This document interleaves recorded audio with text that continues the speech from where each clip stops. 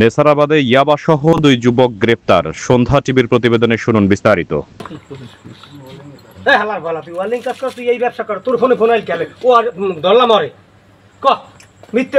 নেসারাবাদ উপজেলায় 25 পিস ইয়াবাসহ 26 বছর বয়সী জুয়েল এবং 30 বছর বয়সী সাব্বির নামে দুই যুবককে গ্রেপ্তার করেছে পুলিশ।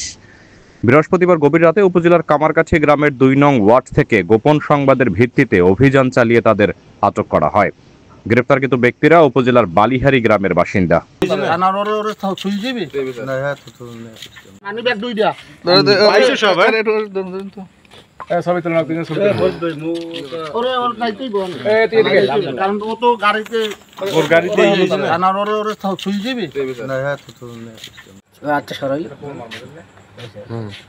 পঁচিশ পিস মনে হয় না?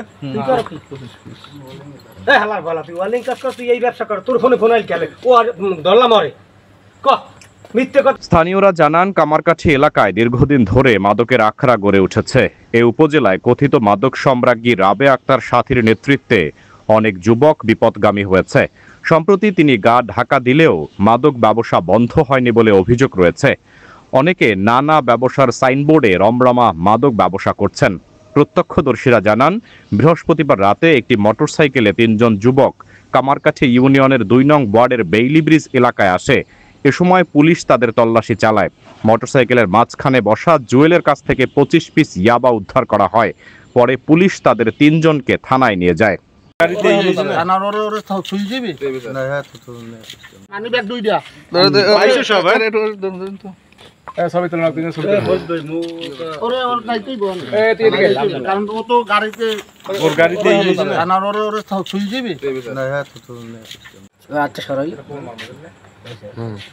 পঁচিশ পিস মনে হয় না?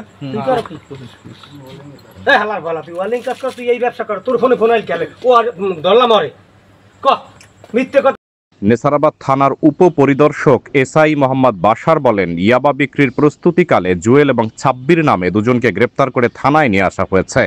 পরে তাদের বিরুদ্ধে মাদকদ্রব্য নিয়ন্ত্রণ আইনে মামলা হয়েছে। শুক্রবার সকালে আসামিদের পিরোজপুর আদালতের মাধ্যমে জেল হাজতে পাঠানো হবে।